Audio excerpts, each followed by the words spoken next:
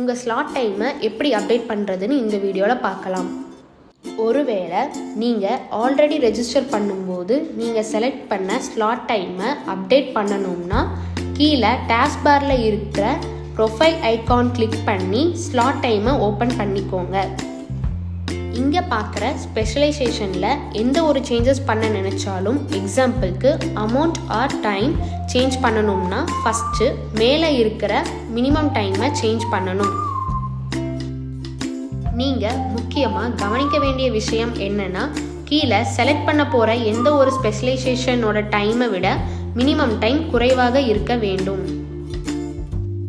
கீழே இருக்கிற டீட்டெயில்ஸை சேஞ்ச் பண்ணணும்னு நினச்சிங்கன்னா கூட பண்ண முடியாது, அலர்ட் நோட்டிஃபிகேஷன் வரும். மினிமம் டைமோட பர்பஸ் என்னன்னா, உங்களோட ஒர்க் டைம் 9 to 8 இருக்கும் பட்சத்தில் மினிமம் டைமை நீங்கள் 15 நிமிடம் என்று தேர்வு செய்தால் உங்களுடைய ஒர்க்கிங் டைம் ஆனது 15 நிமிடங்களாக பிரித்து கஸ்டமருக்கு காட்டப்படும். நீங்கள் மேலே தேர்வு செய்த மினிமம் டைம் 15ஆக தேர்வு செய்திருந்தால் கீழே உள்ள ஸ்பெஷலைசேஷன் டைம் 15 நிமிடங்களில் இருந்துதான் காட்டும்.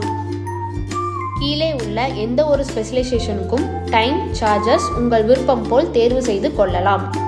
நீங்கள் சேஞ்ச் பண்ணுற டீட்டெயில்ஸ் எல்லாம் எங்களுடைய வெரிஃபிகேஷன் டீமுக்கு வரும்.